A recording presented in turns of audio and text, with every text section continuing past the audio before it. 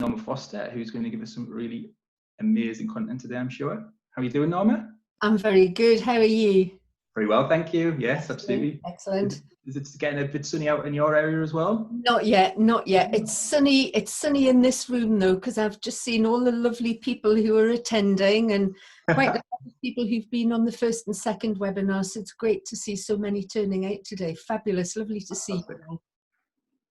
Really is. Just one quick thing before we move on, actually, it'd be quite interesting. Just to put into the chat, if anybody has attended all 17 of these webinars, I'd be quite interested to know if there's anybody who's actually been through each one of them. I think that'd be quite cool if you've actually been able to make every single one of these webinars, whether it's a live one or a one that's being kind of recorded and you've watched it again separately. But yeah, it'd be awesome if somebody actually has been through all of the 17 webinars so far. And there's, again, we're kind of starting up season 2 of the webinars as well soon. So we're going to probably have another 17, 18, 19, 20 webinars coming as well. So loads and loads of great content from the 2 programs. We're seeing lots of good messages here, not far off. Some been to all of them, missed 1, missed 2. That's fabulous, isn't it? Great it's stuff. Really good. I can see Karen's there. Quite a few. Yeah, lovely. Fantastic. Right, I'm going to let you crack on, Norma, if that's all right. Okay. Fabulous. Thank you, Stephen. Okay. Good morning, everybody. Fabulous to have you here with us today for this third in a series of 3 webinars. And what we're going to be looking at today is really digging deeper and just looking at some of these more advanced techniques in LinkedIn to help you really put the rocket fuel into the engine to get your LinkedIn profiles moving. So what I just wanted to say, how are you all doing? Drop in the chat as well how you've been getting on with the homework that I've asked you to look at from session 1 and session 2. How's that been working for you? Have any of you got improvements in your SSI scores as yet? So just let us know. It's great to have that feedback. And I'm just going to switch here to the presentation. If you bear with me, forgive me 2 seconds.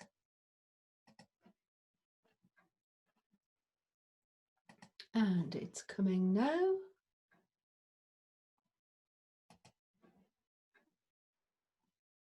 So we should be up and running in just a second. Forgive me.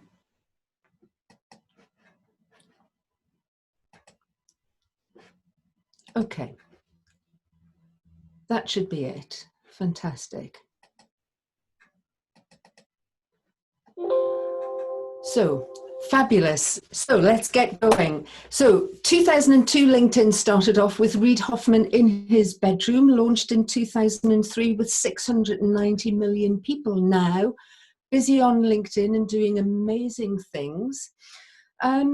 One of the things that Reid Hoffman, who's now stepped back from LinkedIn and handed over the reins to Jeff Viner, but one of the things he was particular about, every single person that connected with him, he would make a huge effort and he would extend a small gift, be it online or offline, just nuggets, little golden nuggets that he could pass on, because what he wanted to emphasize and stress was the actual value in the relationship, the value with connecting with people and actually looking at that win-win scenario in this networking context of what people can do for each other. So not selling, looking at passing on that benefit. And that's what we're going to be deep diving into today.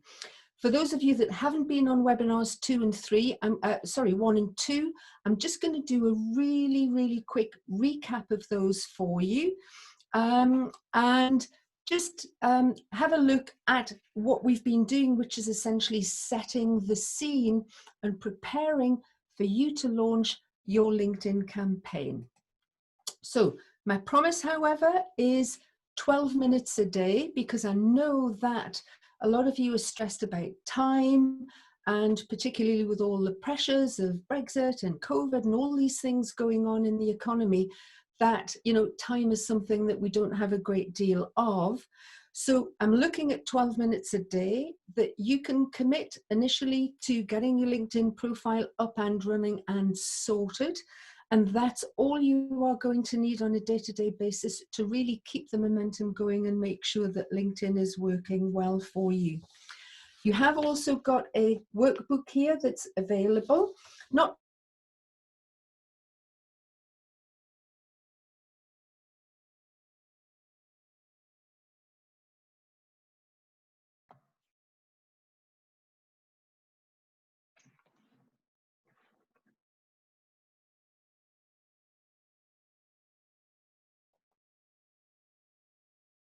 and we'll keep that fairly quick, but happy to have a chat and give some help. Sorry, Norma. I've just had to jump in there a little bit. I think you froze there for a little bit. I don't know if it was just my screen, but I've seen somebody else in chat said that you'd frozen there. So okay, all right. Go over that last little bit again. Sorry. Yes, sorry. Apologies. Thanks for jumping in, Stephen. No so problem. yes, I'm just saying I'm going to do a quick recap of 1 and 2. You have got a workbook that's been made available that you will be able to jot down actions and reference some of the screens. But of course, all the webinars are available on YouTube for you, both Digital Drive Durham and the Leeds Project, if you want to go and have a look at them. So I'm going to quickly run through what we've been doing on these webinars. So in the first webinar, we looked at your SSI. This is a score that LinkedIn have created so that you can assess how well your LinkedIn profile is performing. And it gives you a benchmark, which is a really great benchmark. It'll give it in percentage terms, and it also explains when you click on there how they actually come up with that score, and it's measured every day. So if you get down to your LinkedIn profile, you can see that score going up. We looked at your QR code, which LinkedIn provides you on your mobile devices, and you'll be able to check how to do that when you review the video if you don't already know. And we looked at the 5 key principles of working online: building trust with your audience, having a great presence on your website, making a great first impression. People only read the headlines, so it's about getting short, impactful messages across. And above all, putting yourself in your customers' shoes and building that trust, telling your customers what you can do for them, not just telling them what you do.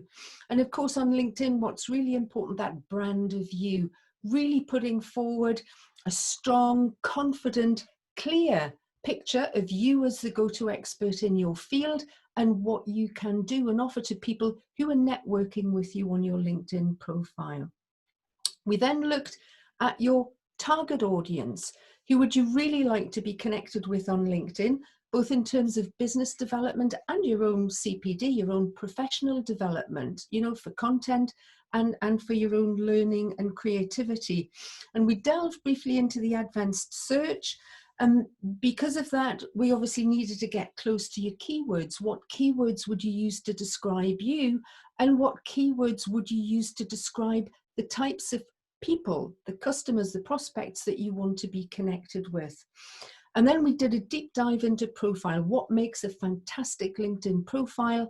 How do I create a profile that makes a brilliant first impression and performs at its best? And one of the things you've all worked towards is getting all-star status on LinkedIn, which will show on your profile page in your dashboard, which is just a bit further down from your picture and your headline, which only you can see, by the way. Nobody else gets access to that. In the second webinar, we then did a really deep dive into your A-list clients. And I suggested a good way for you to get to grips with the types of organizations and clients you want to be connecting with is to go back and do a customer database analysis. Look at customers over the last 1 to 3 years, if you have that information available, and really select the criteria that are important for you. It might be location, size of business, turnover, sector, what types of products and services they produce, but are they lovely people to work with? Do they pay on time, etc., etc. All of those things that are really important to think about, and really profiling the ideal clients that you want to connect with, and looking at that data and what emerges, and how do I you know, make the best of that. And then deep diving into the customer profiling. And I've got a few things to show you shortly as to how you might go about doing that quickly. We then looked at Boolean search and how to connect and what's important in connecting, and we'll run through that quickly. And then once you've connected, what do we then do to follow up? How do we get a good relationship going with those customers? So let's just do a quick recap of the last one and see how you're getting on with your homework. And please jot comments down in the chat box for Stephen and I to have a look at when we come to the Q&As would be really great. So there we go. Do your customer database analysis. You might actually want to do a survey with your customers just to delve a little bit deeper, and group those customer organizations once you've reviewed them into the top 5 that are the most important for you. And then within those organizational groups, you're going to be identifying the key decision maker in each group and doing a detailed profile for each of them. And I suggested you might want to take a look at HubSpot. You've got a great set of templates and guidance on customer profiling that you might find useful. And then once you've developed those profiles, and I know some of you have done this because you've sent me some lovely messages over the last week, actually get out there and interview your customers. No more than 20 minutes, but that interview will give you keywords and key phrases, which are so important. So you really need to listen to your customers, some testimonials and maybe some key case studies. You can ask them what their aspirations and anxieties are over the next year. And we're going to be looking at that later in this session by way of creating content that is really compelling for them. You know, what's top of their agenda in the next 12 months and what are they really concerned about? Because if you create content around those themes, guess what? They're going to be really interested. And probing their communications preferences. Where do they hang out? Where can you find them? And who else might be there that could be of interest? And using all of this information to then create your core marketing messages and your preferred approach. Boolean searches are really great in the advanced search box. So combining keywords with operators like and, not, and or written in capitals. And guys, you can find out more about how Boolean search works, particularly on LinkedIn, but also incredibly useful on Google. And Boolean search in LinkedIn helps you to target your A-list clients even further and give you much better, much richer results. Then we looked at inviting people to connect, and that you have 300 characters with which to invite people to connect with you. So make good use of those 300 characters. Look at their profile. You're looking for hooks like here with Remigius in Lithuania. We have a person in common. So I've quoted that, kept it to about 281 characters. You can use Word, create that message in Word and check the character count, word count, bottom left. Or there's a great tool called Letter Count, which will actually do that for you, which will hook in with your LinkedIn profile. 300 characters, make sure you're checking out their profile and creating something that matches the profile, the tone, the approach, and is friendly and accessible. David Sabucci is a client or a colleague that I connected with. Having looked at his profile, I actually bought his book on Amazon, read it, and created a 300 character message around that. And just the power of story when you are creating those messages is so powerful. And he's gone on to be a really superb connection in Canada, and we keep in touch quite a lot. So then when you're connected, what next? And in the webinar, we went through the fact that 70% of leads will have a higher conversion rate if you follow up with them in less than an hour. And on average, 50% take 5 days or more. So you've got a real competitive opportunity there to maximize the next steps once you've connected by going straight into communication with someone. And that's going to be really important when you get down to sharing posts and articles and commenting with people and gathering followers, because the maximum impact of that follow-up, as we will go through shortly, is within that first 60 minutes. We call it the golden hour. So we're going to be building on your knowledge of how to maximize that golden hour to best effect. And once somebody's accepted your connection request, what next? You know, conversation's the new lead. So how are you going to start building that relationship with people? And definitely on LinkedIn, no sales pitches, no selling, starting a conversation. Often it's good to just give of your experience and expertise, having looked for hooks or ask a question, reviewing the profile for information and talking points that you might have in common, following up in 24 hours and working out for yourself, you know, what's a good hit rate? If I'm going out to X amount of connections, how many people do I expect to actually be getting into conversation and maybe meeting up with and taking the conversation offline? Be patient and take care. It is really important that you get this right. This is about creating real relationships that actually deliver for you. And test your approach with different types of messages, different people, different key target markets. And finally, in the second webinar, I scheduled a tool with you, and I'd love to know how you've got on with this, called crystalknows.com. That will give you a personality profile for the particular individual whose profile you're looking at. They need to be a first degree connection, and they will give you tips and advice on what their priorities are, what types of conversation and communications will suit them, what messages will be the most impactful. So Crystal Knows is a fabulous tool for you to use. You get 10 free goes. And actually, the monthly subscription is not all that expensive for you. So, engaging with new connections, send a welcome message once they've connected, review the profile for hooks, and start sharing content. And that's where we're going with this session today. Schedule a call, perhaps, and you can use great online tools like Calendly or such like, or even if you use Microsoft, you can use your Microsoft account Teams for doing that. Introduce to a contact that might be useful for them. Share news and advice on your sector from your customer profiling. You'll know what they're really interested in, or ask them for expert advice. People are always really, really pleased to maximize on their experience and expertise of the past years, and actually share their advice with you as well. And we looked at sending voice messages on LinkedIn, and I wouldn't overdo it, but certainly sending the odd voice message to people, if it's very heartfelt, is just a lovely way to set yourself aside from the competition.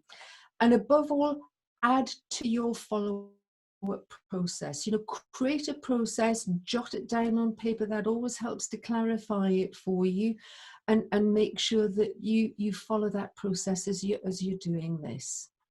So very briefly, any questions from anybody before we deep dive into content and creating powerful content that builds reach, reputation, and results?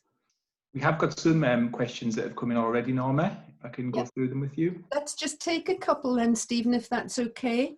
Yeah, no problem. A couple of these are kind of similar anyway. So we've got one from Karen just saying, "Hi Norma, can't seem to get above 68 on my SSI score. Any suggestions?" I think possibly you might answer that anyway as part of the session.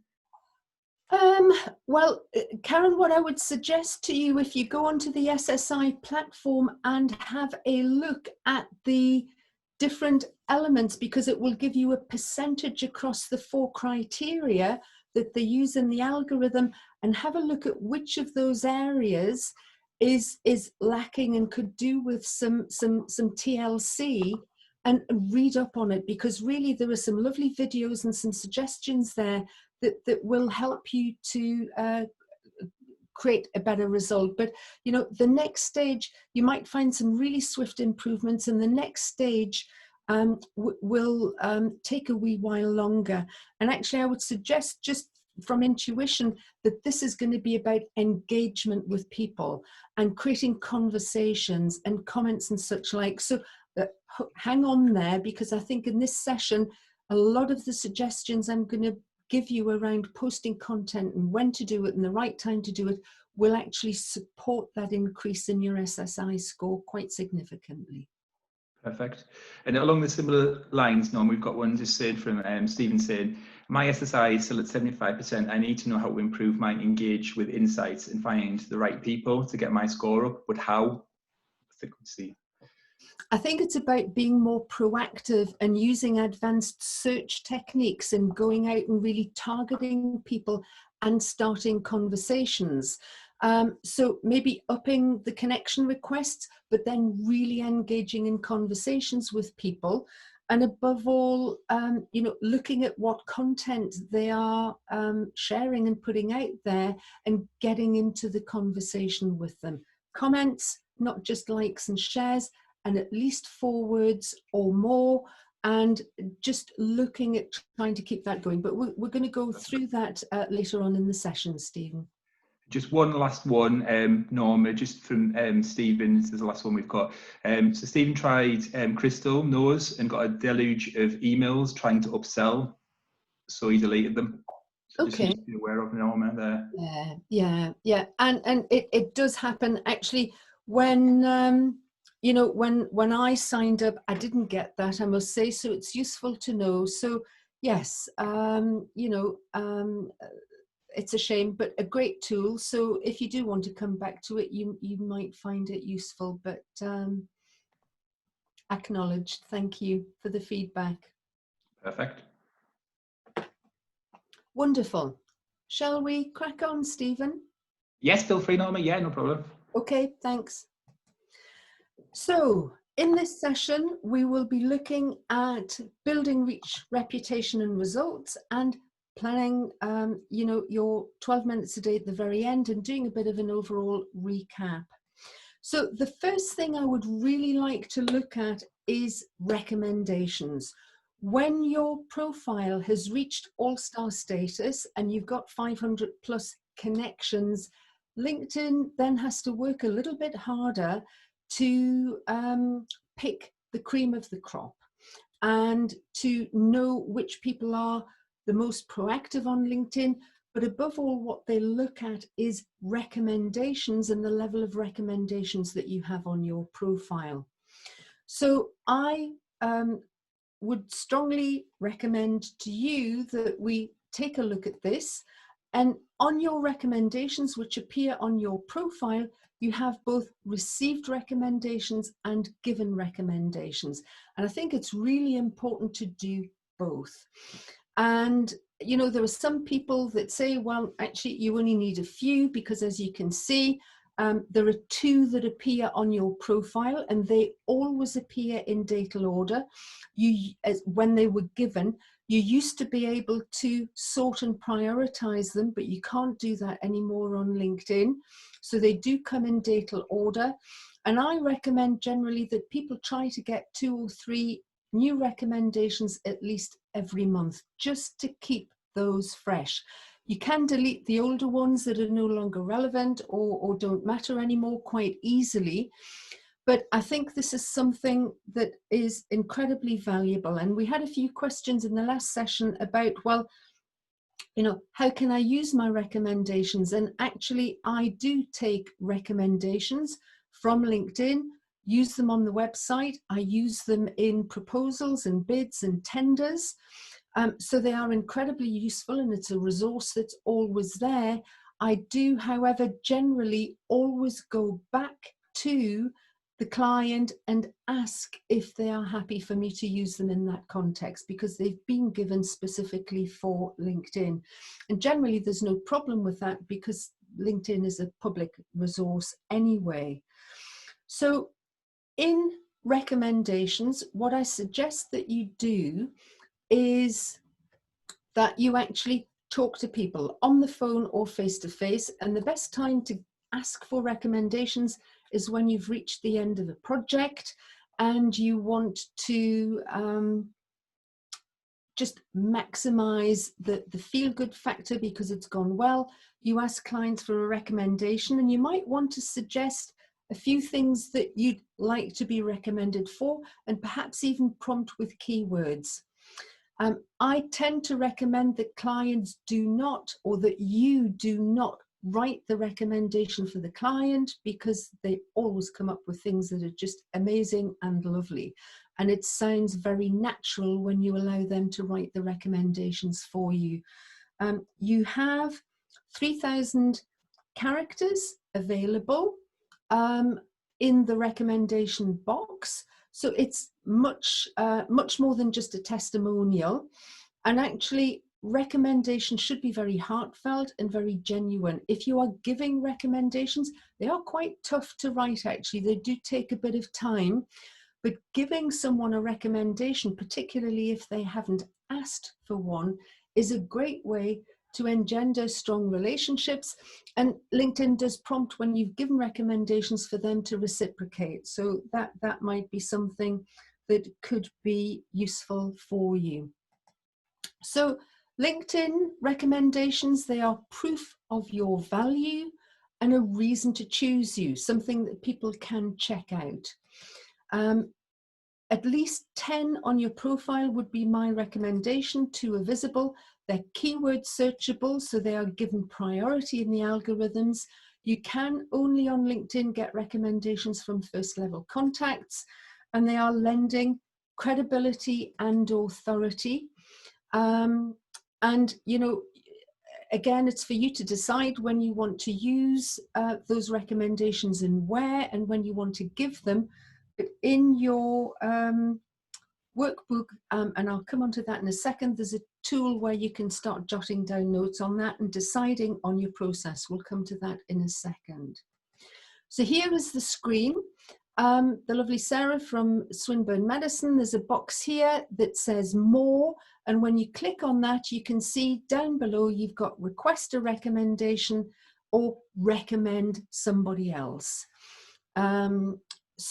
Or recommend Sarah, forgive me. So that is where you would do it. So you go to the person's profile and you pick either one of those options.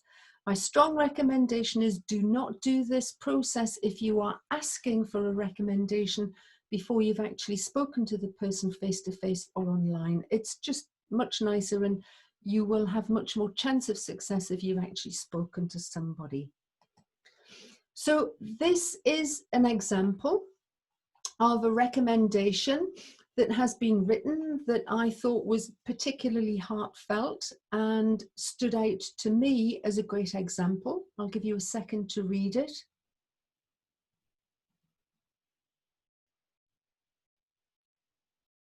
And then I've got a second one here, which again, it's almost writing them as you would speak. And I think that's one of the tricks here with LinkedIn, and using some of the keywords that are important to you. So it's that sort of personal approach and getting your keywords in there as well. So in your workbooks on page 11, you can tap out or look up here, workbook page 11, jotting down who you would like to go out and ask for recommendations from, what particular points and keywords you would like to ask them for, and then giving recommendations to people. Who can you give recommendations to, and what would you be recommending them for? And you can jot down on the bottom of that page your LinkedIn recommendations process, and if anybody hasn't got that workbook, then drop Stephen a note on the chat and we'll get that out to you. So great process to have there, and I would suggest, you know, 2 or 3 recommendations each month would be fantastic. Now there's another thing on LinkedIn called endorsements and skills, and they are just quick clicks essentially. They're quite short, they're just a click to say, yeah, this person is great. And I get asked quite a lot, Are they worthwhile? You know, should you give them? And yes, absolutely. And I think, again, authenticity and being genuine here is important. If you have no experience of the person and that authentic approach, then don't do it, essentially. What is important to know here is that the 3 top skills appear on your profile, and then you can click to see more. And what I would suggest is that you use the 3 top skills that are the most important for you, because the ones that are at the top will get the most endorsements. It's just the nature of things.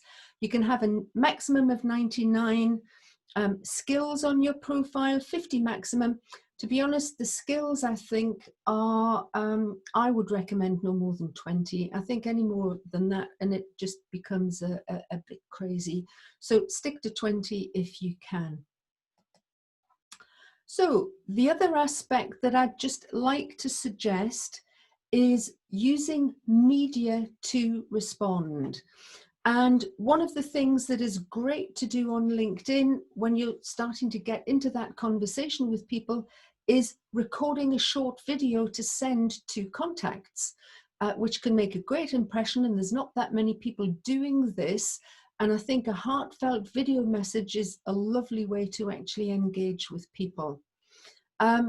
Voice messages, 30 seconds, maximum 60 seconds. And again, video and voice, I would recommend you keep them fairly short.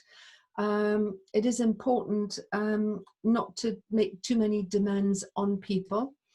If you did want to record the video with captions, there's a great tool called Clip-O-Matic. I'll mention that at the end again, that can allow you to do captions on LinkedIn really readily. Bearing in mind that 85% of people watch video without sound. So I think it's important to think about getting the captions on your video. And make it personal, make it technicolor, speak from the heart.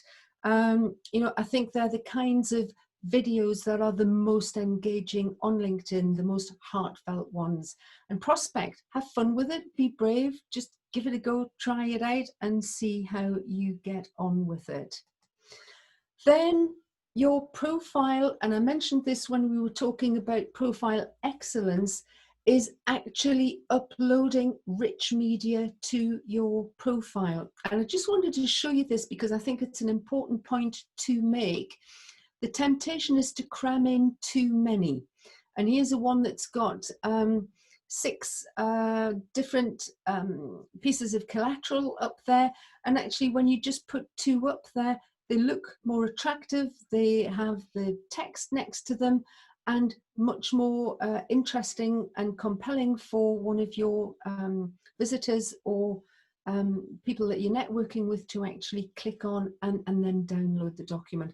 But you can upload those to your About section. You can also upload those to your Experience section, and they then become almost like your personal professional website, your LinkedIn profile.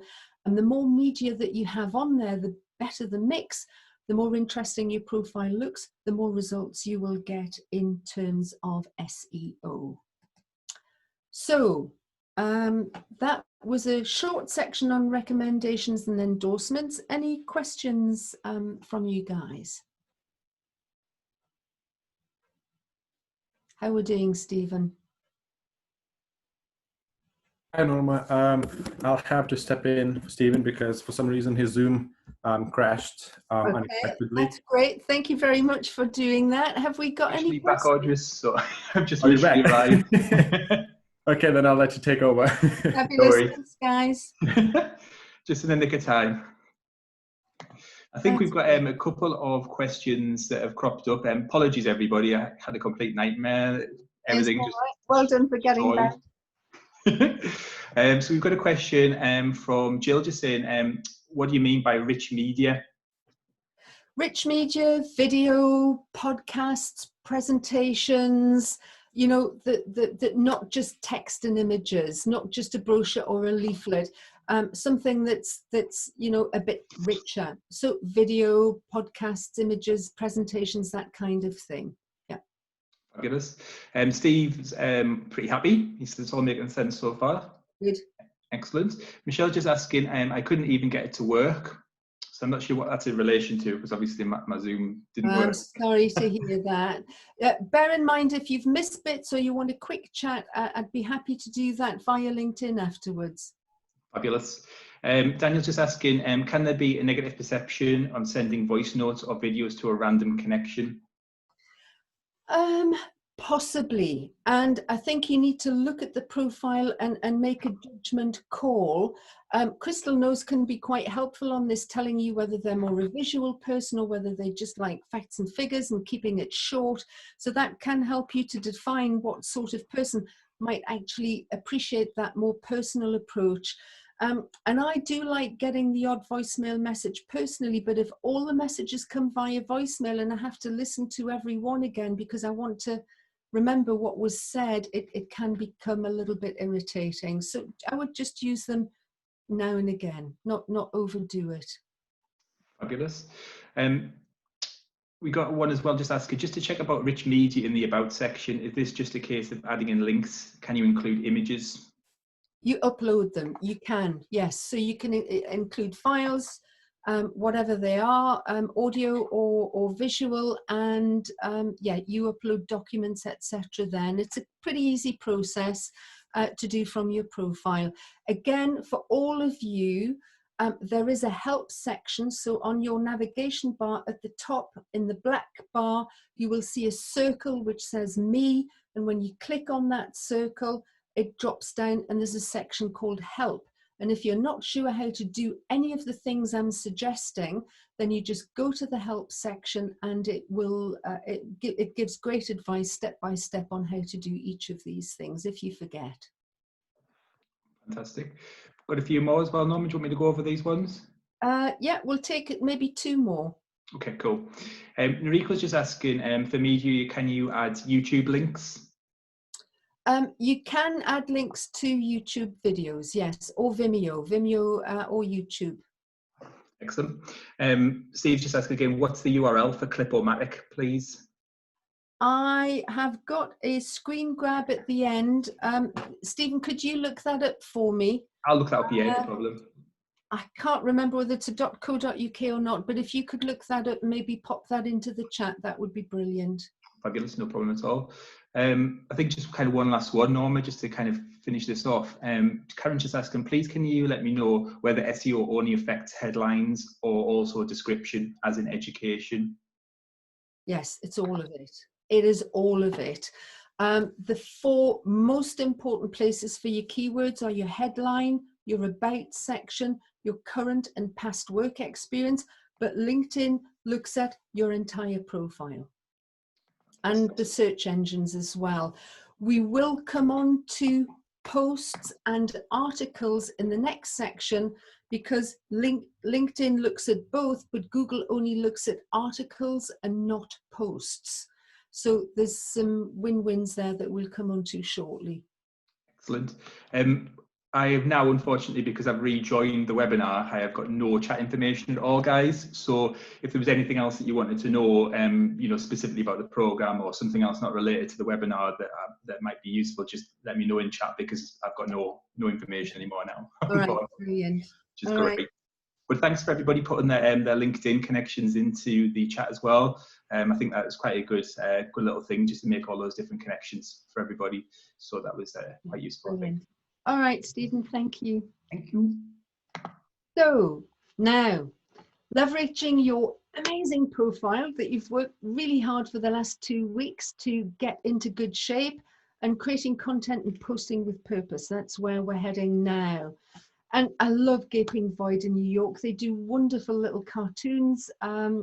Hugh started off just doodling on the back of business cards in New York when he was out of work. The good news is they're hyper-connected. The bad news is that's all they are.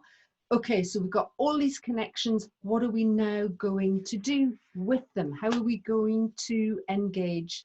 And get your workbooks at the readies, guys. Here we go, starting a post. And this is on your homepage on your LinkedIn profile.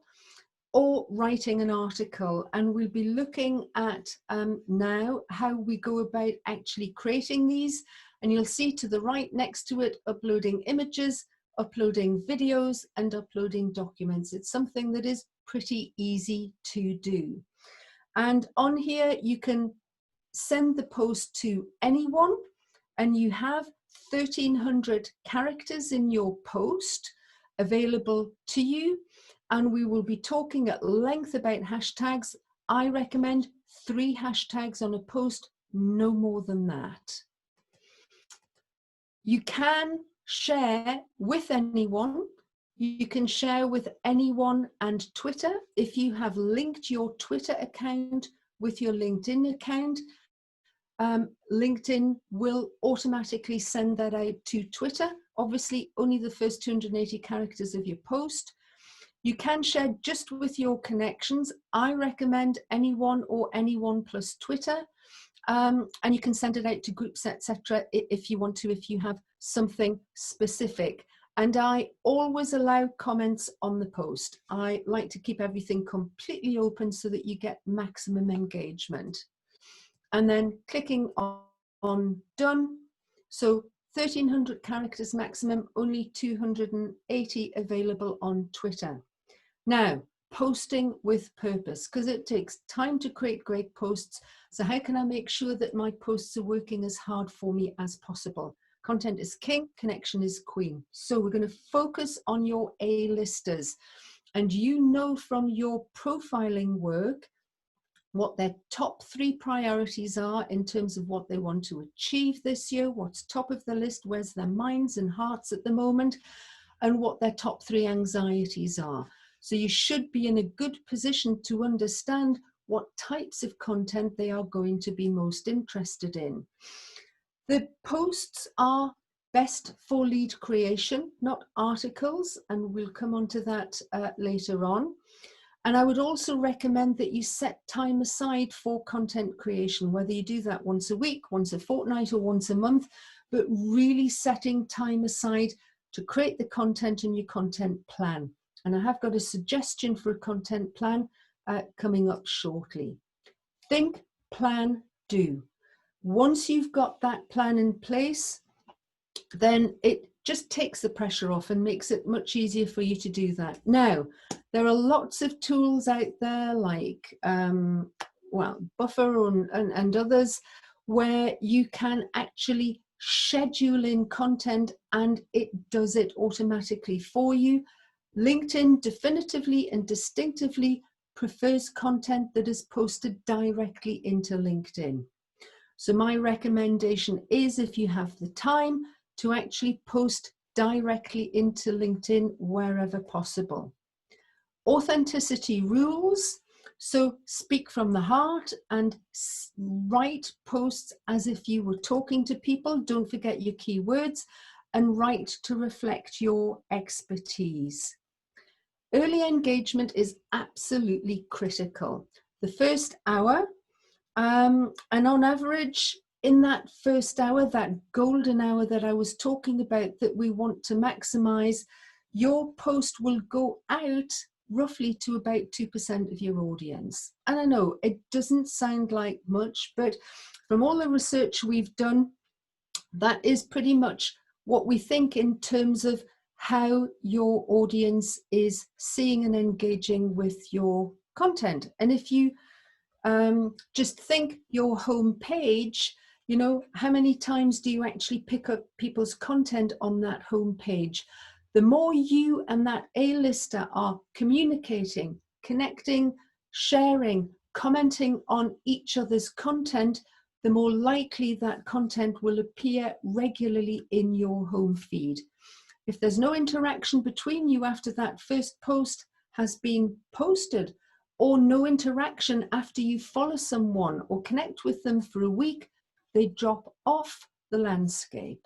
So that early engagement is really critical if you want to keep that conversation going.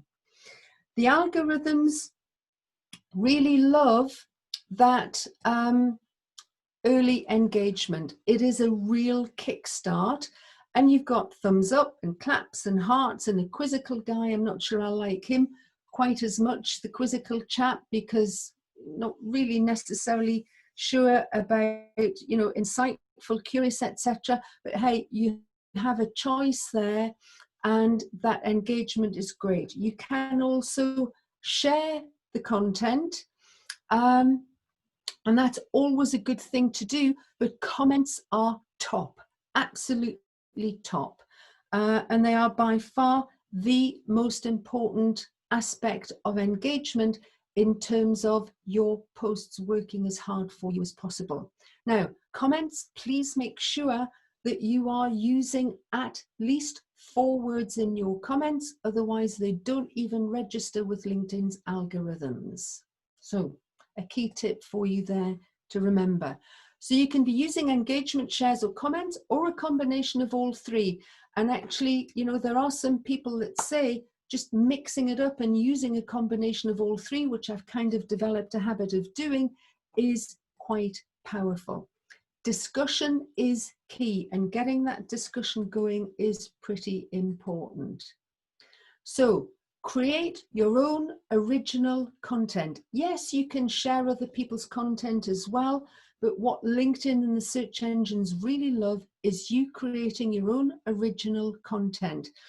If you are just sharing other people's content, the search engines and LinkedIn will still pick it up, but actually what we found through research is that people looking at that content don't enjoy and don't engage with content that you're simply sharing anywhere near as much as your original content.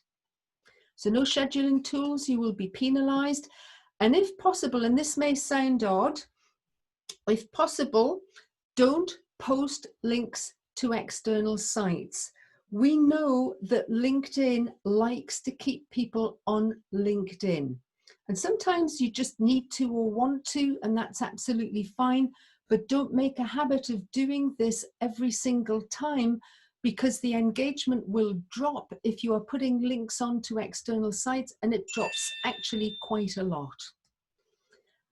Comments on posts, 4 words minimum at least to get that engagement in the search engines, and LinkedIn algorithms demand a minimum dwell time of 4 seconds on a post for that to also register in the algorithms.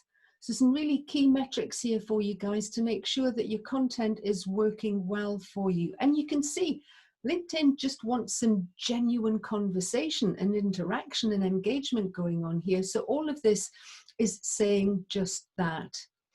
In my humble opinion, no selling. Listen to Gary Vaynerchuk.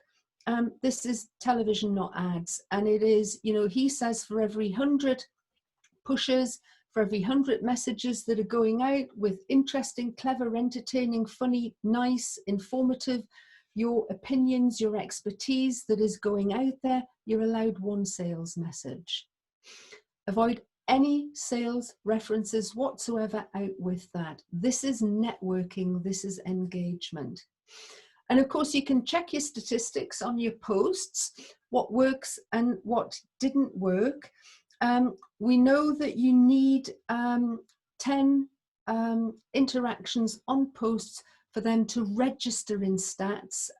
So that is an important aspect to know. And get smart with your content hooks. Just make sure that you are actually posting content that your people, your audience actually wants to see. Now, in terms of hooks, content hooks, what do they actually constitute? And I'd just like to give you some ideas here in terms of what kinds of hooks work well.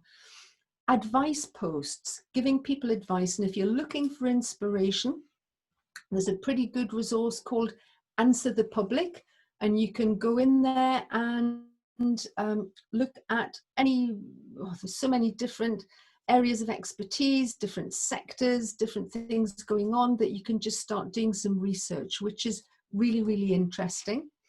We've got reward posts where you're giving kudos, you're actually writing things, just saying, great job, well done, you know, whatever the context might be.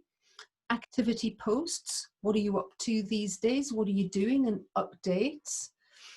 There are what we call attack or contentious posts. You know, if there have been some policy changes, or if the government's bringing in new legislation, or if suddenly XYZ has been slashed and you don't agree with that, you might actually want to go on the attack. It might actually be somebody arguing for it and somebody else arguing against it in that particular post, or even a video interview.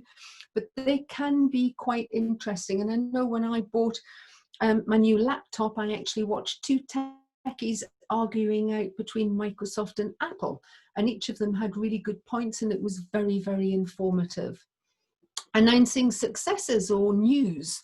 I know when you know, there's a the best example is when the budget comes up, and people do roundups of the Chancellor's budget summary and put that out, or you're announcing successes where you know, there's been a win or an award or something like that, which can be really useful. And just acknowledging posts, you know, maybe going back with feedback, you've done client surveys, or you've had engagement with people where social proof has been shared and that's just been acknowledged online. And one thing that we haven't got yet, but it is coming, I've got colleagues on the developer groups in the States who are doing quite a lot of research on this at the moment, and I'm pretty excited about it. Polls are being tested and are coming. So asking questions on LinkedIn, you may or may not have that facility now. We never quite know how LinkedIn is going to be rolling that out, but hopefully that will be coming imminently, and it is actually a really, really good tool to have, and I think you'll find engagement with your audience useful with those polls. Inspiring and motivating people, telling great stories, sharing your experiences, and there may be personal elements that you know, you just want to tell a story about your 60th birthday celebration, or you know, something that's happened, and sometimes those personal stories can get a huge amount of engagement. So, content styles and preferences, guys. Short or long form text posts, and in terms of text posts, you can you know, choose to keep them really short. You can write longer text posts. They will do reasonably well, but we know if you attach images to posts, they will do much better. Text posts with images perform by far the best on LinkedIn than anything else. And I would recommend 2 to 3 per week. Images, you can use resources like pixabay.com, pexels.com, Unsplash. I love, they've got a huge library of top quality images that you can search all sorts of different keywords and sectors. 1, 3, or 5 images work best. Don't ask me why, that's what the research demonstrates. 1, 3, or 5 images. Document uploads. You might have noticed when you are creating your post, there's a section that says documents. And this is a really good example of a profile, John Espirian, who has created a fabulous document section. You can go away and have a look at that and see what John has done. And that can be a whole raft of different documents. They might be giveaways, they might be checklists, they might be guides, all sorts of different things, and obviously a little piece that he does with that, but a really, really useful resource, and something that I would hope that your audience would be really keen on.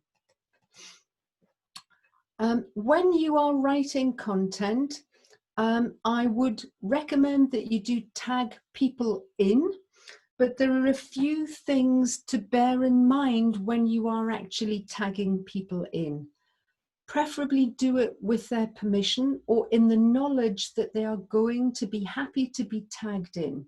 And LinkedIn algorithms love it when you tag someone in and they respond and there's a conversation that takes place.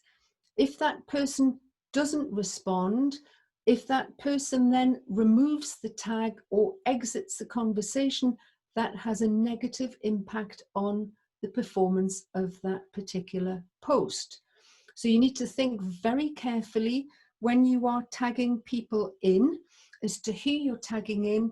And my strongest recommendation is that you tag in no more than 5 people on any particular post.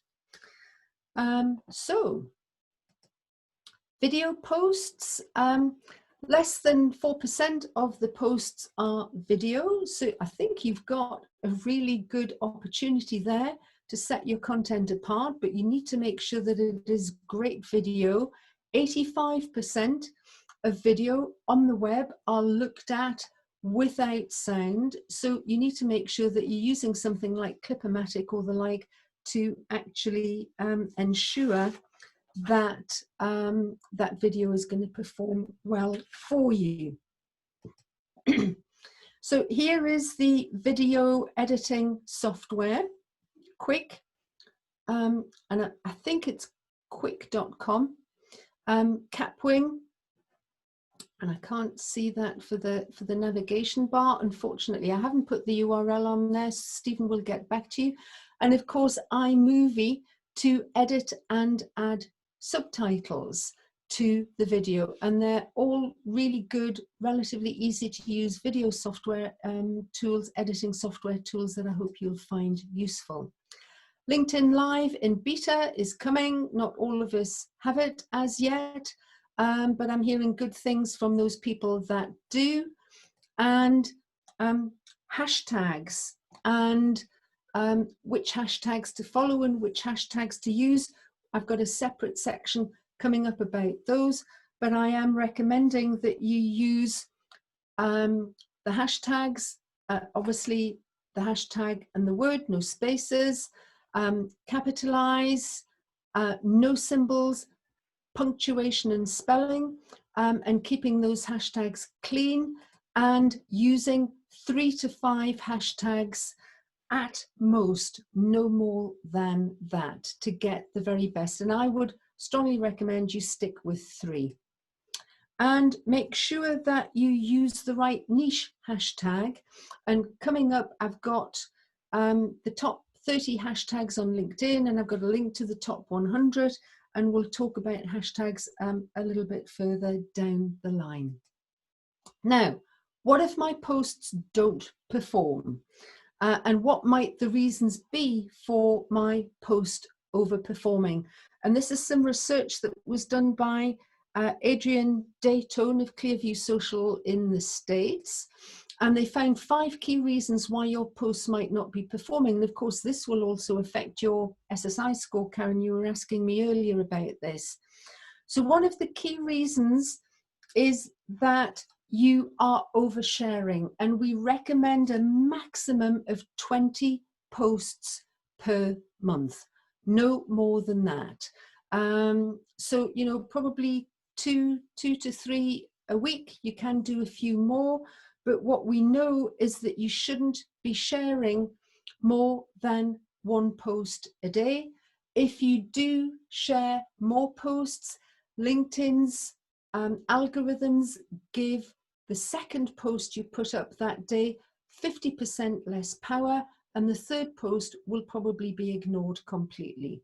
And this is some research that a lovely Dutch chap, Richard van der Bloem, did in the Netherlands after having reviewed over 3,000 posts, and he did a superb bit of research work on this. So we know actually that this is really important. So no more than 20 posts per month maximum, not oversharing.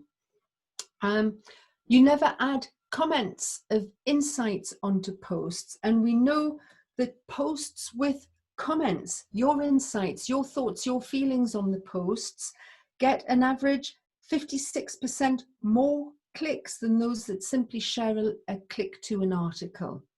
So what LinkedIn is saying here is, you know, we want some genuine conversation and network going on here. So a 56% increase in posts that get that comment, that conversation going. Remember, more than 4 words and more comments going backwards and forwards. You don't share enough. And it may well be that you're not sharing, but if you share once each business day 60% of your network will see at least one item you post in a month. So it just means the more you do share, the more your content will be put out there for people to look at. LinkedIn users who post at least weekly get 4 times the number of clicks per share.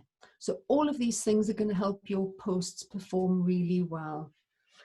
You don't tag companies or people. And again, we've talked about the tagging, making sure that you tag companies and people effectively, and that you are tagging people who are going to be engaging with you. That's reason number 4 why your posts might not be performing. And sometimes you post things just for the hell of it. It wasn't planned in, and you're just putting random posts up there that are not getting much engagement. They are really, really, really going to negatively compromise your post's performance and the performance of your profile. Don't post randomly. You need to be thinking about posts, creating content on posts that works really well, and making sure that you're getting that engagement in the golden hour for those posts to perform really, really well for you. Anything other than that, LinkedIn just switches off and stops paying great attention to your posts. So some top recommendations there for you guys. Now, when it comes down to articles, I'd just like to mention again that your posts are picked up by LinkedIn. They're short form, and they are really important for that lead generation, that benefit on LinkedIn in terms of search. Your posts are not picked up by Google and other search engines, but your articles are. And they do help to drive traffic and SEO. They're no longer as popular on LinkedIn. They are longer, 1,000 to 3,000 words, 40,000 characters. They obviously take longer to write, and people have less time, so they may not be reading them in depth, but they really do drive traffic and SEO. So what I recommend is writing 1 article a month, publishing it on LinkedIn, maybe putting it on your blog in a reduced version or an adapted version on LinkedIn, and using snippets of information from that article around that theme to drive individual posts that you are creating over the course of that 4 weeks. And I've got a month-by-month plan coming up for you to have a look at. 1 article a month, and make sure that article is full of value, insights, and best tips. And where do you get those from? Well, from the customer profiling work that you've done. You know exactly what your audience wants and needs to hear about from you.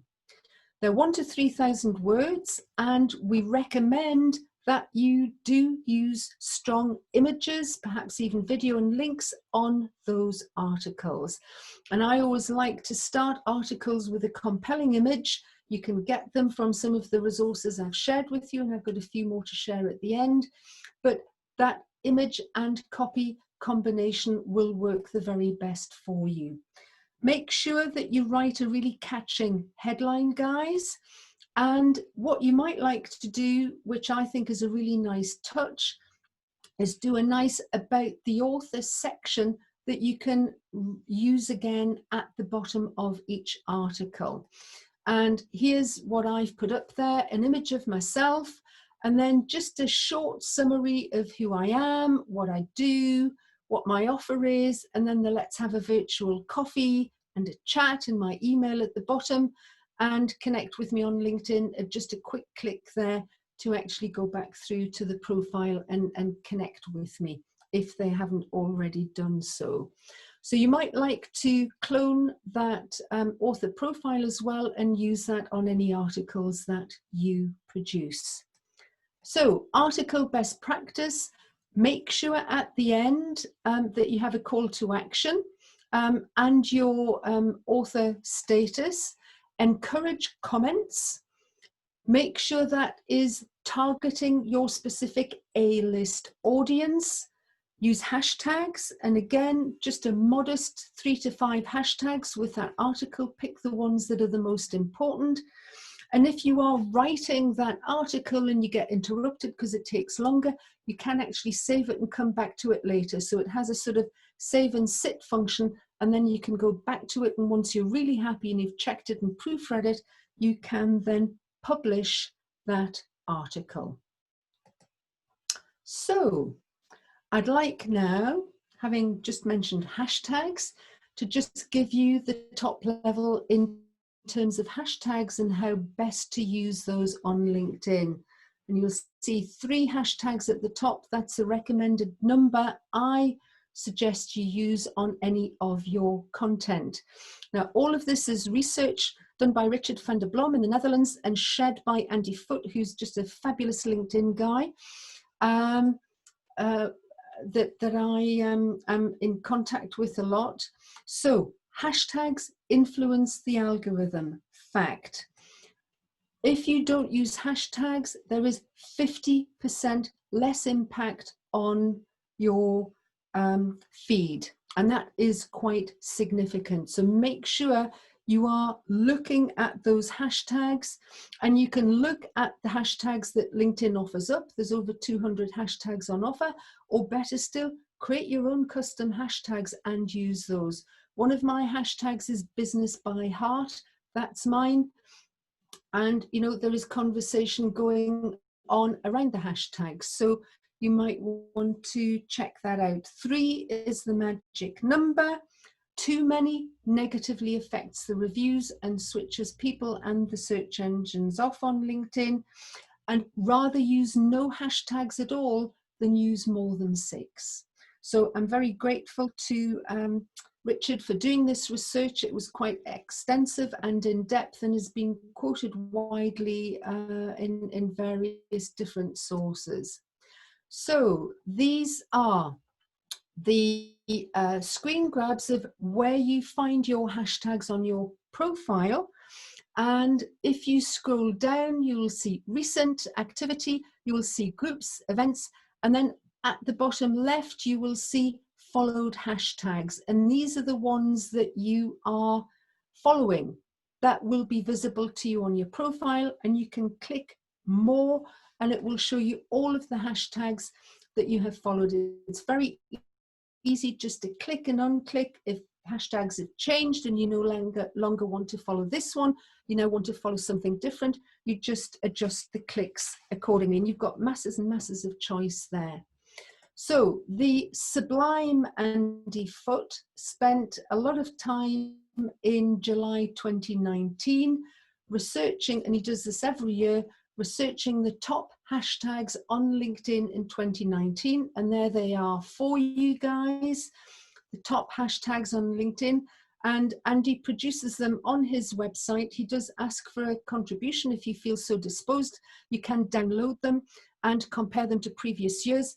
For some crazy reason, India, hashtag India, is by far the best performing hashtag on LinkedIn, but I have downloaded those and make a contribution to Andy and have picked out the ones that are high performing that I would like to maximize activity around. I just think it's really, really important to make the most of these guys and to really consider what is going to work well for you. So hopefully you'll find those top hashtags really, really useful, and you will be able to start using those to empower your content. Now, there were some questions last time about using tools to boost your LinkedIn performance. So I just wanted to urge a word of caution and say that there are a raft of tools that actually can do more harm than good. And I have managed to secure a list of all of the tools that are currently banned on LinkedIn. So if anybody suggests any of these or offers any of these to you, then please decline and swiftly move in the opposite direction. And I think a word of general caution just in terms of using any artificial or semi-artificial way of trying to create the same results with networking that isn't completely genuine, isn't person to person, I would steer well clear of. This is about authenticity. It is about developing real relationships and real value with your audience online. that is to mutual benefit, and I would stay well away from anything that is not directly to do with that. Now, the final thing that I want to share with you is that actually, having done all of that research and giving you all of these tips and suggestions, we know that there are 5 or 6 LinkedIn editors in the UK, and they are listed on LinkedIn News here, which I've given a screen grab for you. And if you just Google LinkedIn News, it will bring this up for you, and you can find it on LinkedIn as well. And it gives you all of the LinkedIn editors across 75 editors across 15 countries. And essentially, they have the last shout. These guys are deciding over and above what the initial work of the LinkedIn algorithms is. These guys decide what gets promoted and what doesn't get promoted. So there is a human sort of random element in there, and sometimes things happen and there's just no rhyme or reason to it. But you might want to take a look at LinkedIn News and the editors that are performing this function in each country. So a very quick recap, and then we've got lots of time to take your questions. Comments are king. These are a summary of what works. Comments are king, and engaging in conversation.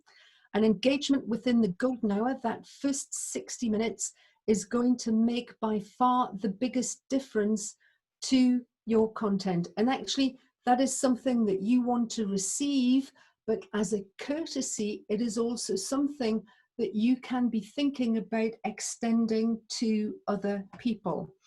And of course, that engagement means at least 4 words and at least 4 seconds spent engaging with people's content effectively, really joining in the conversation. Engaging with followers to keep them in the loop. If you follow people or people follow you and you're not engaging with them, and swift engagement will have the biggest impact, but if you're not engaging with them over a week, then they will just fall.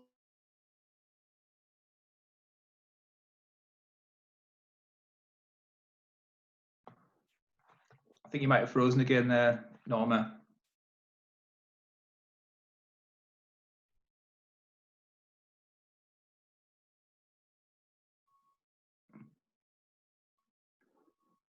You have all of these followers, but after Hi, Norma. I think you might have frozen again there. Sorry. Oh, For a little bit. sorry. One participant's raised a hand. Okay, Stephen, can you just tell me if it's back? It's just come up with a message here saying internet connection is stable. So I'm going to keep talking until I come back.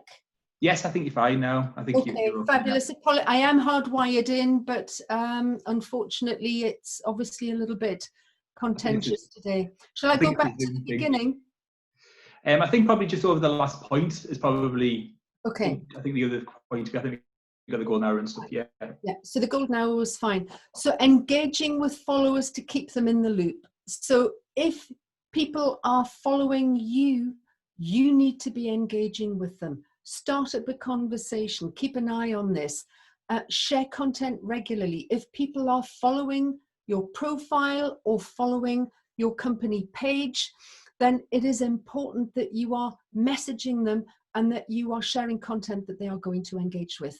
And if you are at that level, you can actually switch your button from connect to follow, which is something that can be useful to do. But if you are going to do that because you've got such a high level of connections, you're actually going to go to follow, then you need to be creating regular content, and you need to be taking a different tack by way of actually engaging with those people.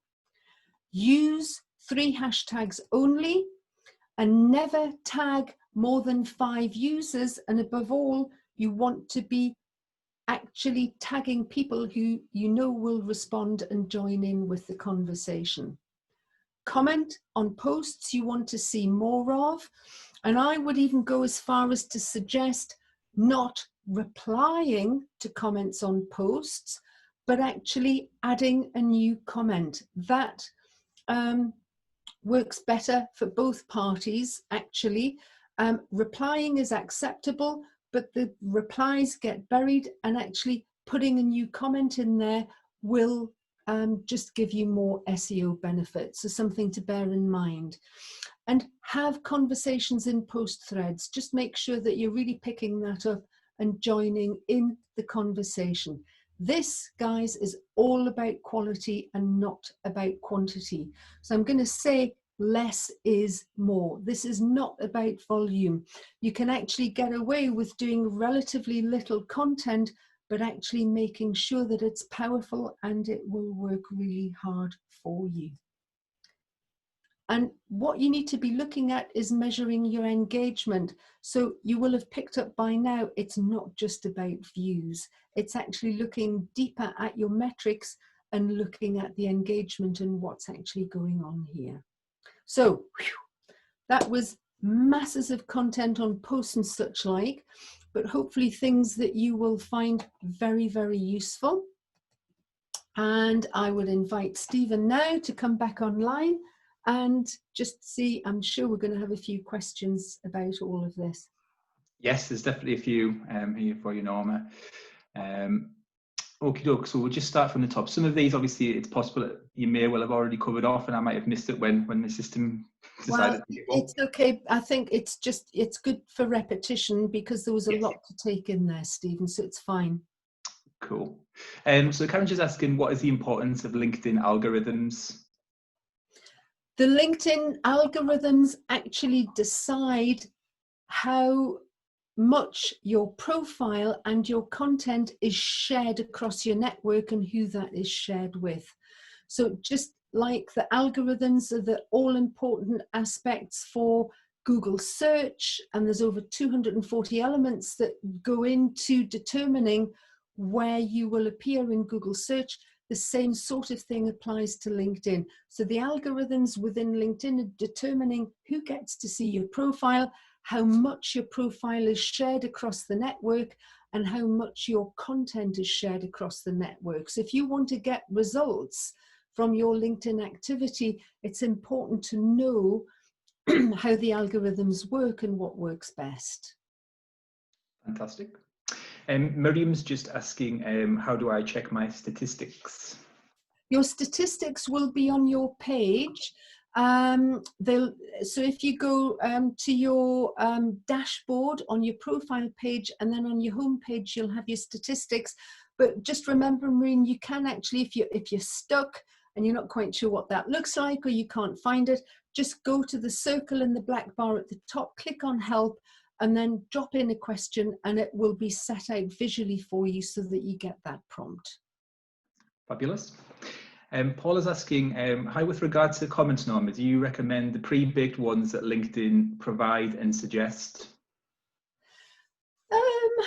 If it fits, then yes. I mean, just an example of that, I always make a point of sending people messages on their birthday. Because they're usually people I know who've been at workshops, etc. And LinkedIn will offer the happy birthday, but I always make a point of at least putting their name in if I'm in a rush, or adding a sentence or two to it. Because I think, you know, a lot of the LinkedIn comments are actually just 2 or 3 words, and you want the words to be more than 4. And actually you want it to be heartfelt and genuine. So if you're going to do it, then unless you're really under pressure, do it properly. Excellent. Karen's just made a comment there just to say that she's already had a poll sent to her. So that's good. Oh, fabulous. Excellent. Oh, Karen, you need to let us know how you get on with that then. She's also suggesting that WordSwag on mobile is a low-cost app with free images and useful to create images with text messages. Fabulous. Lovely. WordSwag, good shout. Thank you for that one. Okay, a couple of people are asking, and again, I think we did touch on this, but they're asking about the golden hour for post. What is it? What's the specific time on that one? 60 minutes. So from posting your content on LinkedIn, 60 minutes from when you posted, that is where the maximum juice, that rocket fuel, is injected into your post. So if you can get maximum engagement in that 60 minutes, the benefit is multiplied. You know, you're getting the maximum benefit. So it's really important to try and make sure that you're creating brilliant content, you're getting it out at a time where you feel your audience, and it differs from business to business, is going to be engaging with it. So, you know, if you're a night owl and you're posting content at 1 o'clock in the morning, it ain't going to do much for you, because most people will be in bed, unless you're working in a hospital where they're doing night shift and, you know, everybody's on their coffee break and they're going to be, you know, rattling into it. So you've got to know your audience and when they're typically on LinkedIn, and you will find that out from trial and error. But that first hour is really important. And it's important that you get that engagement with comments and using at least 4 words, etc. And, you know, it might be useful to just prime a few people when you first start doing this. Oh, I'm posting in today at X o'clock, send them a prompt. Would you mind just putting a few comments on? There is something on LinkedIn called pods, and I recommend strongly against them.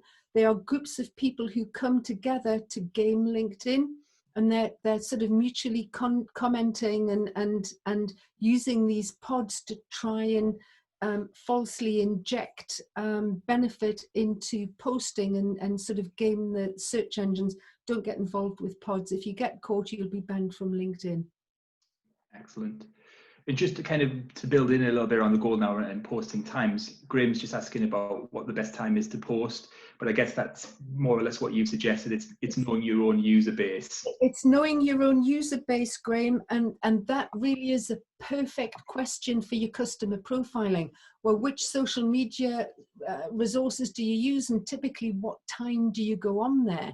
When have you got more time to read stuff? My audience, I know it's like 7 to 8 in the morning, certainly before 11. There might be a little bit at lunchtime, and then 5, 6 o'clock. Sunday evening, cracking.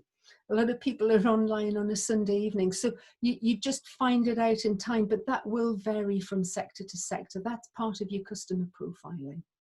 Fantastic.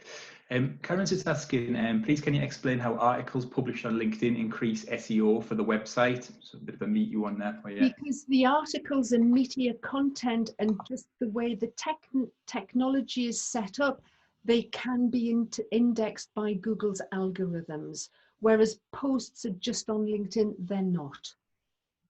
Fabulous. Tamsin's just asking, would you recommend using hashtags in comments or only on posts and articles? There's no reason why you can't use them in comments as well. Yeah. I have no research to tell you whether that makes them perform better or not.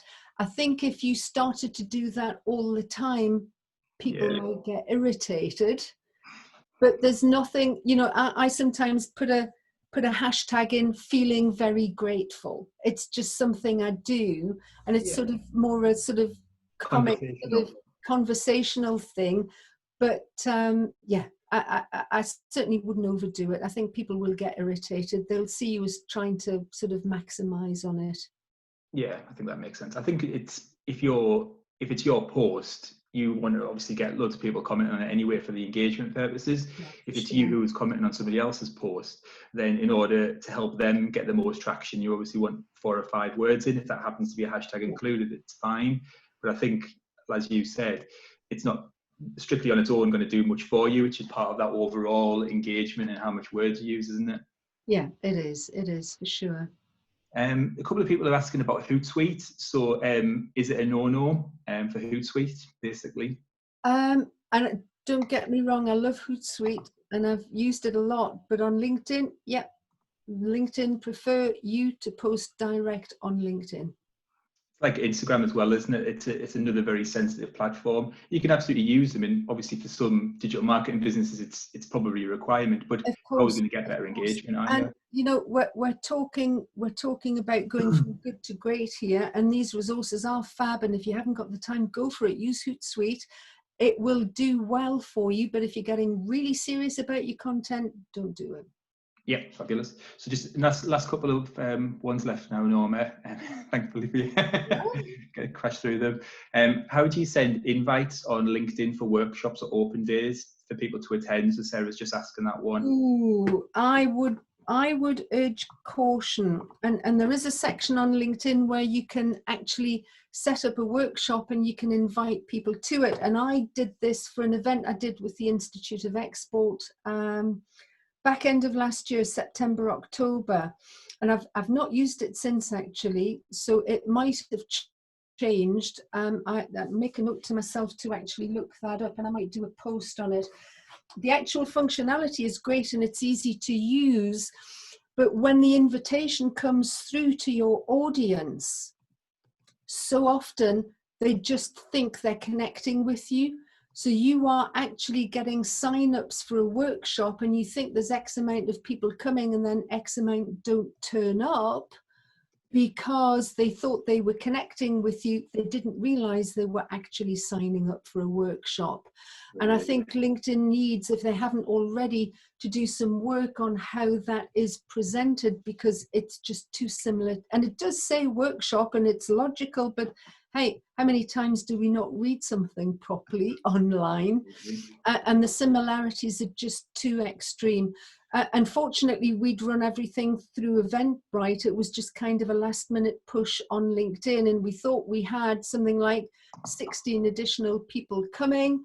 And it was all good because we ordered extra bacon butties and stuff. And I think only 7 or 8 turned up. And the other people said, what event? I never signed up for event. They just hadn't realized they'd done it. So I would just urge a little caution there. Fantastic.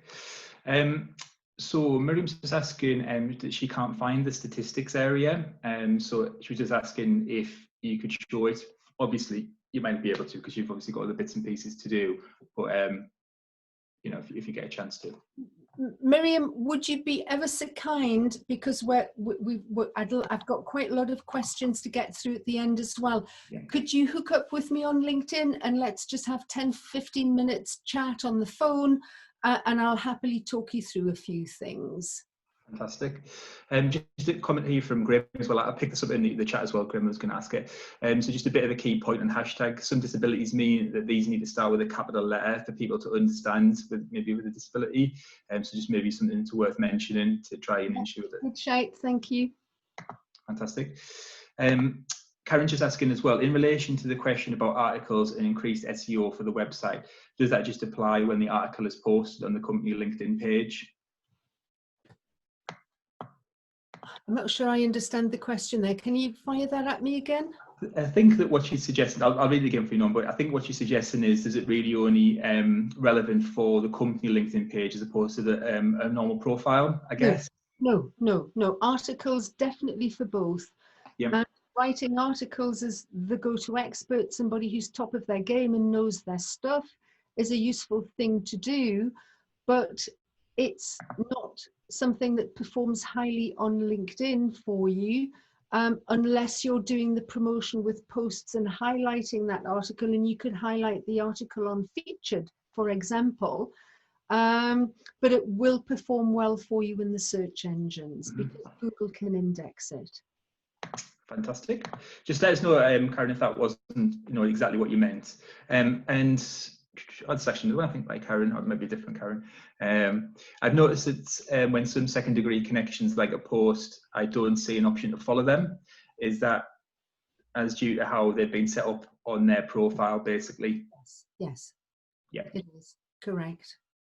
Fantastic. And then I think that we've only got one last one left, which is from Sarah, which says, how many hashtags can you follow at any one time? Ooh, that is a very good question.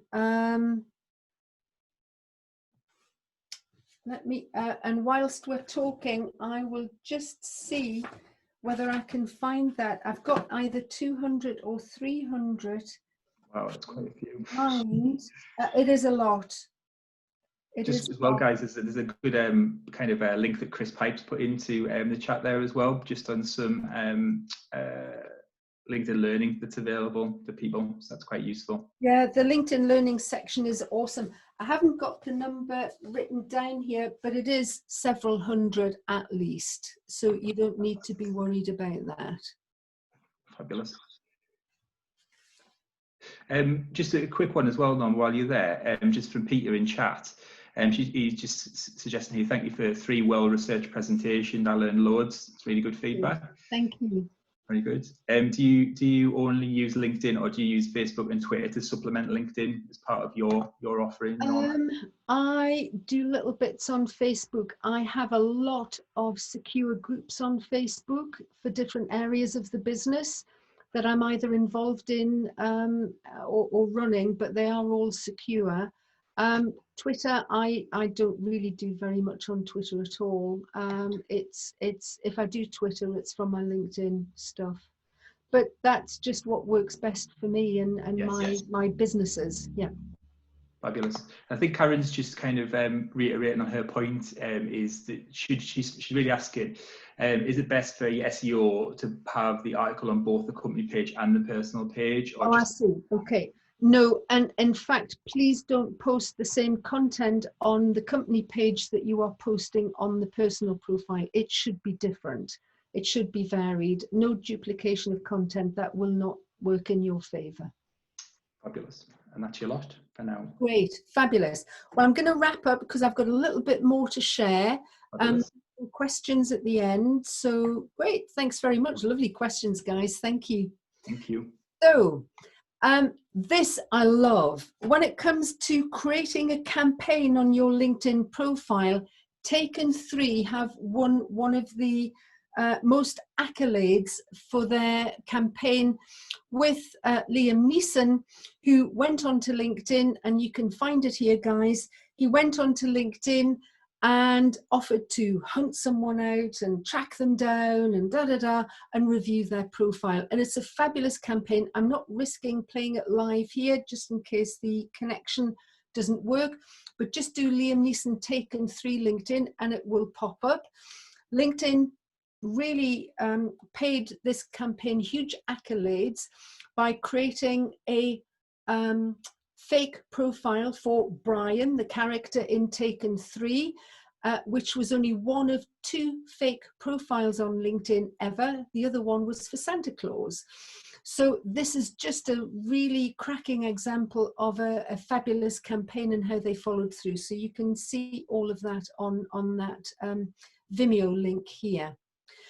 So about your LinkedIn content. So it's about keeping it simple, producing content regularly, distributing content widely, creating, curating, and recycling so that you are not just creating, because that's very hard work, and working to a content plan and really producing content before you need it, and oftentimes repurposing that content with different hooks down the line. And remembering at the very least words, images, and videos, but if you are creating podcasts or animated things or presentations or such like, you can think about using that as well. Now, from your customer profiling, and this is a very simple plan, you will be able to jot down on a 12-month basis your key events, what's happening in your business that's important. It could be product launches, it could be a new website going live, it could be simply it's coming up to summer holidays, and that's an important event in your business calendar. And then on the next row, jotting down clients' key events. And if you've got 3, 4, 5 different key client groups, you might want to put 5 different rows in for each of those client groups. Any key milestones that are coming up, that might just be general. And is there anything seasonal that you need to take account of? And if you map all of those key events out, you will start to see some key themes month by month that are emerging. And what I'd like you to be thinking about doing is to actually pick one theme for each month, and you create your content and you create your content plan around that main theme. Now, the lovely Pascal that I'm sure a lot of you know has got his 3 tips for online marketing in action. Create a piece of content once a month and upload that, whether you're doing that to your website or your LinkedIn platform. We're talking about LinkedIn here. Publish it, and then you're getting that reach out through other social media resources that can either be driving back to your LinkedIn profile or your LinkedIn company page, or it can be driving that content back to your website. But all created around a particular theme for that month. And at the back of your workbook here, on page, I need to check out the number 13, I've got a little plan for you. And for those of you that haven't got it there, this is what it looks like. Just a very simple plan of anxieties and aspirations. So this is time for you guys to jot down from your customer profiling, what are the top anxieties and aspirations for a particular customer group that you might be targeting. And at the bottom, you're then working out what tips and advice can you be giving to that audience based on those anxieties and aspirations. You know from your customer profiling that this is where your clients, your target clients, your A-list clients' key focus is going to be at the moment. So you're coming up with tips and advice. And if you want to have those ideas for social content, you can take that particular theme. So, how to do business development whilst working from home, for example, that is top of mind for a lot of people at the moment. And you can then create these simple posts, for examples, 10 things to look for when working from home, a 3-step guide to selecting key target customers to interact with in times of crisis, 5 questions to ask when. So you get the gist of it. It's really easy to apply this formula. And content that works really well on LinkedIn and particularly well on Twitter, like top 10 things, was the most searched for term repeatedly on social media resources. So they're the kind of short, easy, concise, almost list type format posts, you as the go-to expert in your field, sharing your expertise on LinkedIn. So they're the kinds of posts that work really well. You sharing all of that good stuff and that good knowledge with your audience. Now, typically, I'd be wanting you to be really kind to yourself, and about 10% of the content that you create at the top of the triangle here is content that you are writing yourself. About 40% of the content under 2 is actually content that you are gleaning from, remember in webinar 2, those people that you are following and connecting with who are full-time content creators, and maybe even from your influencers if they've got some new books or ebooks or things to share or talks.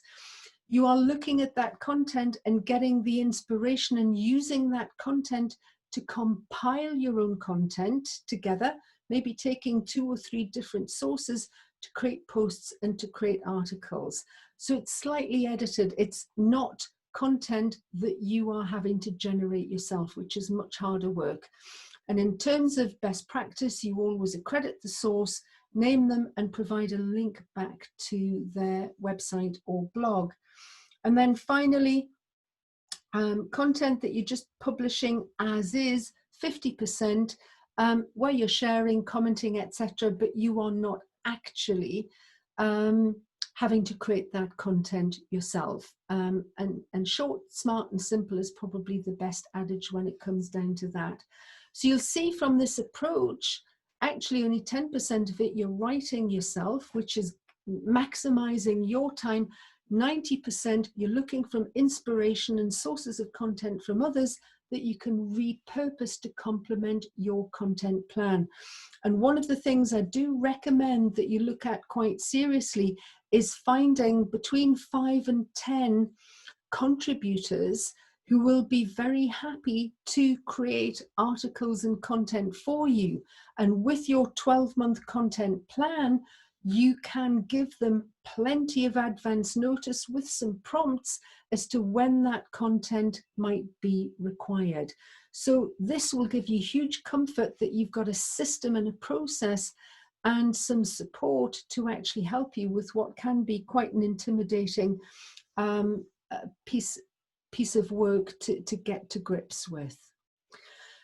Now, free resources that I think you will find really useful: Unsplash, Morguefile. So Unsplash and Morguefile are, well, Unsplash is almost completely open and free photography. Morguefile send out 10 free images per month. Both of them want to share images that are not stock images, that are really genuine, authentic images. Unsplash, what they ask for is that you accredit the photographer, whether that's in a post or whether that's actually on your website, and they give you the code that you can easily copy. Canva, great for creating all sorts of content, templates, etc., is a fabulous resource. And Dreamstime, again, for sharing images and different types of content. You can actually contribute content to Dreamstime as well if you are a content creator. And then we have 4 different resources. SimilarWeb, you found something you really love, whether that's a website or a piece of content, you can go on SimilarWeb and actually search for more like that. BuzzSumo is a brilliant platform to actually check what type of content works best on which social media platforms. And that can be a brilliant resource. They're not quite as open and free and accessible as they used to be, but certainly one that's worth taking a look at. Content that works great on LinkedIn will not necessarily work well on Facebook and vice versa. Death to the Stock Image, again, a man and husband couple who will send out images to you on a monthly basis, and you can then pay to join, as you can with all of these, if you want more support. And Pixlr is really great for photo editing. There are, again here, these resources, I've mentioned them a few times. Quick, which is great for doing captions on video and editing, which I think you'll find really useful. Capwing, again, is a collaborative platform for creating images, videos, and GIFs. We've got Rev, which is really brilliant for doing transcriptions, captions, and foreign subtitles. If any of you are exporting, that can be really useful. And there we go, Clipomatic, which is actually apollon.com/Clipomatic. There we've got the URL now. If you want to have captions to go onto your videos. So, oh, and iMovie, sorry, one more which I'd forgotten about. Yeah, so iMovie, really great for doing movies on your Apple devices. Now, planning, and then we'll look at some questions that you may have. I'm just conscious of time here. So planning your 12 minutes a day. I recommend you do 12 minutes a day, different tasks on each day, and maybe one day of the week where you're actually looking at creating some new content. And I would recommend that you look to being on the platform at the times where you know the most of your audience is there, and you're responding to comments and feedback at specific times. And being yourself, authentic, on LinkedIn is the key thing that you need to pay attention to. We're doing the hard work at the moment, webinar 1, 2, and 3, and helping you to prep and get your house in order and your profile looking great and your content ready and performing at peak. When it then comes to implementation, not only will it be easier in terms of effort and measuring, but you will also get the maximum return on this time and effort investment that you are making. Now, in your workbook, actually towards the front on page 4, where you jotted down your SSI score, I've actually made some suggestions and said that you could be looking at really setting some SMART goals. And now we've been through the 3 webinars on LinkedIn. What would be some tangible, specific, measurable, achievable, realistic, time-bound goals for you to set for LinkedIn, maybe over 1 month, 3 months, and 6 months, by way of getting your profile and everything sorted out, but then actually using this to generate leads? Because if you want, 3 new prospective contracts in a month, you're probably going to have to contact at least 20 to 30 people and start that process of engaging with your A-list clients. So setting out your goals will help you to get to grips with this. That is the link for your social selling index score. For those of you that don't have it, you can check it out there. And then finally here, your SMART LinkedIn schedule daily, checking and responding to notifications, adding connections. We suggest up to 10, but do you know what? 2 or 3 a day is great. Creating 1 post a day, no more than that. If you do want to do 2 posts, make sure you leave at least 3 hours between posting the second post out. Comment on birthdays and use likes and shares. You might want to run a Boolean search in the advanced search every day and proactively look for your A-list target clients and engage in conversation with them, and check out who's viewed your profile. One of the most powerful things for business development, if somebody's been on and looked at your profile, they are interested. So I always check that out, as mentioned in webinar 1, and go back, and if they're a match for my A-list client profile, I will review their profile, find some hooks, drop them a connection request, and engage in the conversation. It's a great source of leads. As a basic member, you can only see the last 5 people who viewed your profile. If you're premium, you can see up to the last 90 days. And then weekly, review your saved searches. Remember, guys, you can save up to 3 searches a day.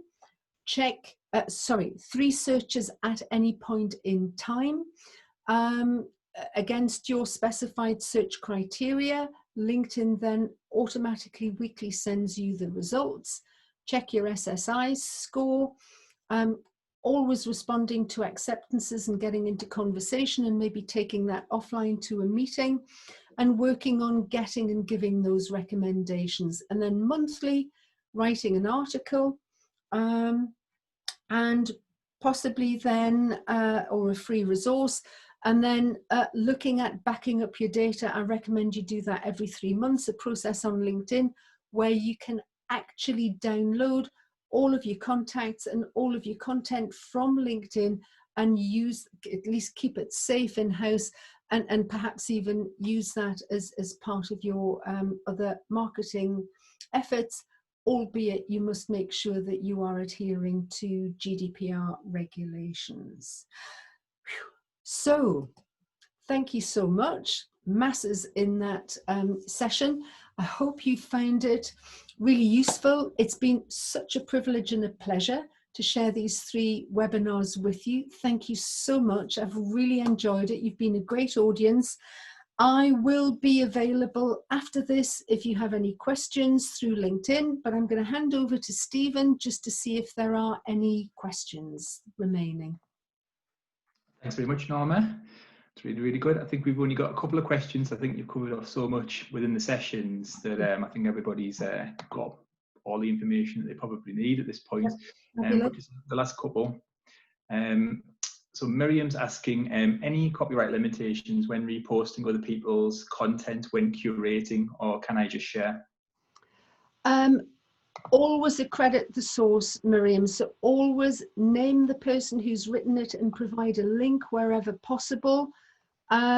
If that content was publicly available, as long as you do that, there should be no restrictions whatsoever. I would urge caution with images, because just because somebody else has used an image doesn't mean that it's royalty or license free. So take care with images, because Getty Images and others are pretty hot, and if you're using images without having the right permissions in place, it could result in a nasty fine. Fantastic. Paul is just asking, why does every single comment and like you make appear as a separate post on your profile, and does this actually help your reach? Yes, it does. So, comments are 3 times more potent than likes and shares. And rather than replying, when you are commenting, you're just maximizing the algorithm benefit that you get. It just gives it more vitamin C. And the comments are more powerful because LinkedIn recognizes those as proper conversations taking place. So comments are the rocket fuel, at least 4 words, and keep that conversation going as long as possible. Make sure when you're posting that the conversation actually starts up within that first 60 minutes, that golden hour. Yeah, excellent. Thanks, Norma. And how can you best back up contacts and LinkedIn content? Karen's just asking. You go to the help section and request to have your LinkedIn content sent to you. So you're actually submitting a request into LinkedIn, and usually within a couple of hours, they will respond and send you a data file that you can then back up on your system. So the process is explained in there, and it is pretty easy to do. But you are sending a request into LinkedIn to actually send that data to you. So if you go into help and just say export data from LinkedIn, it will give you a description and some visuals as to how to do that. Brilliant. And then that's the end of the questions.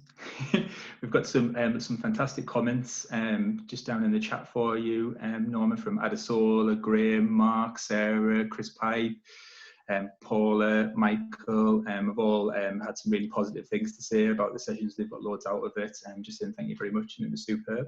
Honestly, it's been such a pleasure. You've all been super lovely to work with, even though I can't see you, but the comments and everything have been really heartwarming. Thank you so much. I'm super excited for you as well, just to see your LinkedIn profiles flying, and hopefully you'll get back and let me know if you get some good results. And of course, the guys at the 2 partner organizations here. Fabulous. Maybe one day one of the guys will have more followers and engagement than you, Norma. Yeah, I'm going to have to watch myself. Yeah, indeed. Okay, brilliant. Well, have a fabulous week, everybody. Thanks very much for hosting, Stephen. Thank you very much.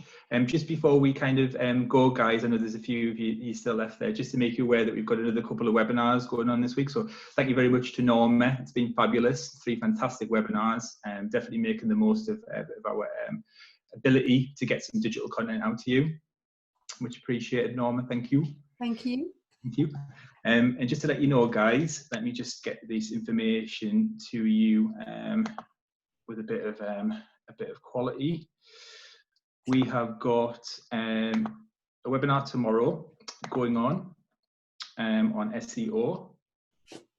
So get your website found on Google. And then we've got one as well later on in the week. I think it's on Thursday, which is on who are your target customers and where do they hang out.